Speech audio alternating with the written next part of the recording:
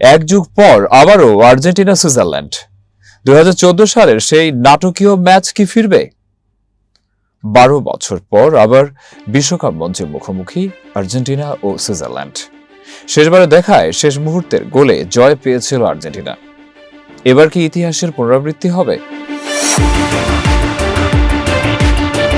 2014 সালে ব্রাজিল বিশ্বকাপের শেষ 16 সেই স্মরণীয় ম্যাচ এখনো ফুটবল প্রেমীদের মনে গেঁথে আছে।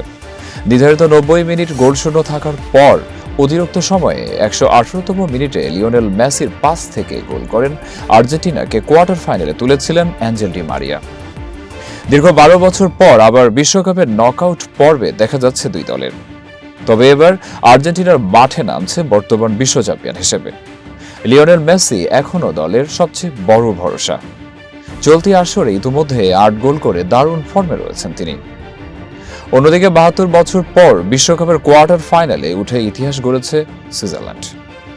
শেষ 16তে ট্রাইব্রেকারে কলম্বিয়াকে হারিয়ে আত্মবিশ্বাসী মুরাত ইয়াকিনের দল।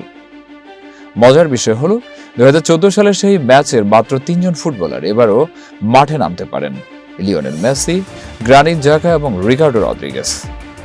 সুইস অধিনায়ক জাকা বলেছেন, মেসির বিপক্ষে খেলা সবসময় বড় ধরনের চ্যালেঞ্জ। তবে আর্জেন্টিনা শুধু মেসির দল নয়, তারা পুরো দল হিসেবেই অসাধারণ শক্তিশালী। এক যুগ আগের স্মৃতি আর বর্তমানের বাস্তবতা সব মিলিয়ে আর্জেন্টিনা সুইজারল্যান্ডের ম্যাচ হতে যাচ্ছে কোয়ার্টার ফাইনালের অন্যতম আকর্ষণীয় লড়াই।